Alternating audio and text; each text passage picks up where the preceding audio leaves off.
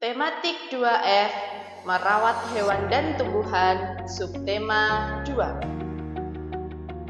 Assalamualaikum warahmatullahi wabarakatuh. Berjumpa lagi dengan Ustazah Tutus. Bagaimana kabar kalian semua? Semoga selalu sehat ya, amin. Sebelum memulai pembelajaran pada pagi hari ini, marilah terlebih dahulu kita baca basmalah bersama-sama. Bismillahirrahmanirrahim. Nah, hari ini kita akan belajar tentang merawat hewan di sekitarku. Kira-kira bagaimana sih cara merawat hewan yang baik dan benar itu? Sebelum kita mengetahui cara merawat hewan, terlebih dahulu kita lihat hewan-hewan yang ada di sekitar kita. Hewan-hewan di sekitar kita dapat kalian lihat, yang pertama ada sapi dan kambing. Nah, sapi dan kambing ini dapat kita manfaatkan. Yang pertama, dagingnya dapat kita manfaatkan untuk makan. Yang kedua, ada kulitnya, dapat kita manfaatkan untuk bahan jaket dan juga sofa. Kemudian susunya dapat kita manfaatkan untuk minum.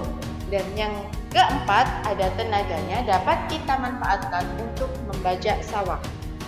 Kemudian ada hewan lagi di sekitar kita yang dapat kalian manfaatkan, yaitu ayam.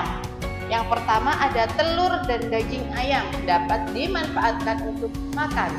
Yang kedua ada bulunya, dapat dimanfaatkan untuk kerajinan seperti kemoceng. Dan yang ketiga ada kotoran ayam, dapat dimanfaatkan sebagai pupuk. Nah, ini juga ada lagi gambar-gambar dari beberapa hewan yang ada di sekitar kita, seperti kucing, kelinci, ikan, dan lain-lain, bisa kalian amati. Kemudian, dalam merawat hewan-hewan tersebut ada aturan-aturan yang harus kita perhatikan. Aturan merawat hewan yang pertama yaitu membuatkan kandang. Kandang itu adalah tempat tinggalnya hewan yang digunakan hewan untuk berteduh dari panas dan hujan, dan juga digunakan untuk beristirahat. Seperti halnya manusia. Manusia juga butuh rumah, digunakan untuk istirahat, untuk berteduh dari panas dan hujan, untuk tidur. Sama seperti hewan, membutuhkan tempat tinggal, yaitu berupa kandang. Dan aturan yang kedua, membersihkan kandang. Setelah kandangnya jadi, tidak hanya digunakan saja, tetapi juga perlu dibersihkan supaya hewan-hewan yang kita rawat tetap terjamin kesehatannya. Aturan yang ketiga yaitu memberi cukup makan dan minum. Hewan itu juga butuh makan dan minum untuk melakukan aktivitasnya sehari-hari. Jadi kita harus memberinya cukup makan dan minum setiap harinya. Aturan yang keempat yaitu memberi obat dan vitamin. Kenapa hewan harus diberi obat dan vitamin? Karena hewan juga bisa sakit. Jadi hewan juga harus tetap diberikan obat dan vitamin supaya kesehatannya juga terjamin. Kemudian hewan-hewan di sekitar kita itu dapat kita kelompokkan menjadi 3. Yang pertama ada hewan darat. Hewan darat itu adalah hewan yang hidup di darat. Contohnya seperti burung, sapi, kambing, ayam, kucing, dan lain-lain. Kemudian yang kedua ada hewan yang hidup di air. Hewan hidup di air ini namanya adalah hewan air. Contohnya seperti ikan, udang, dan yang lain-lain. Kemudian yang ketiga adalah amfibi. Amfibi ini hewan yang hidup di 2 tempat, yaitu dapat hidup di darat dan juga hidup di air.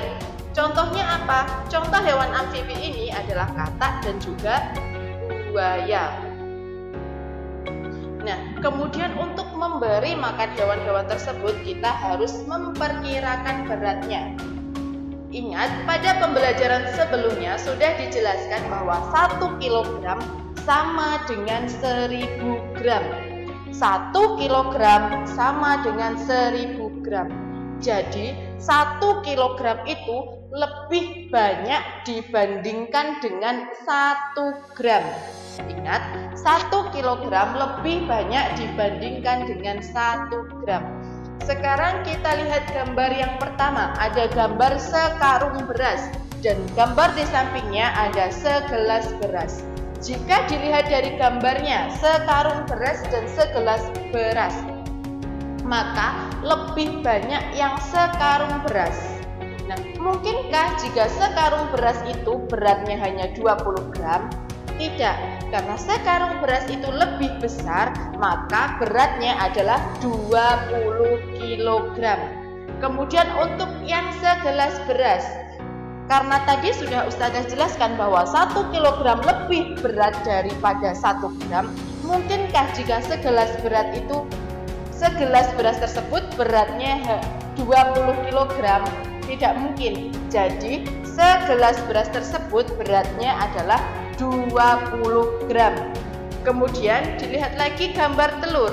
Ada 2 kantong telur dan juga 2 butir telur. Nah, 2 kantong telur dengan 2 butir telur, maka lebih banyak yang 2 kantong telur. Jadi 2 kantong telurnya menggunakan berat yang 2 kg, sedangkan 2 butir telurnya beratnya 200 gram. Karena apa? Karena 2 kantong telur lebih banyak dari 2 butir telur. Selanjutnya ada lagi contoh sebutir semangka dan sepotong semangka. Mungkinkah yang sepotong semangka itu beratnya 5 kg? Tidak. Jadi yang sepotong semangka itu beratnya 500 gram, sedangkan yang sebutir semangka itu karena lebih besar dan lebih berat, maka beratnya adalah yang 5 kg. Kemudian ada yang terakhir, berlari zigzag. Bagaimana sih cara berlari zigzag? Nah, itu ada berdiri dengan sikap sempurna, diawali dengan berlari yang sambil tetap berdiri tegak, berlari ke arah kanan pada bendera yang pertama, kemudian berganti arah, berlari sambil tetap mengitari bendera. Nah, bendera yang kalian gunakan ini dapat digunakan dengan kardus atau ban bekas sebagai penanda atau rintangan. Nah, demikian pembelajaran dari Ustazah. Untuk selanjutnya akan Ustazah kirimkan tugas tertulisnya ya. Jangan lupa selalu terapkan protokol kesehatan COVID-19 di rumah, selalu menggunakan masker, menjaga jarak, dan juga sering-sering mencuci tangan. Wassalamualaikum warahmatullahi wabarakatuh.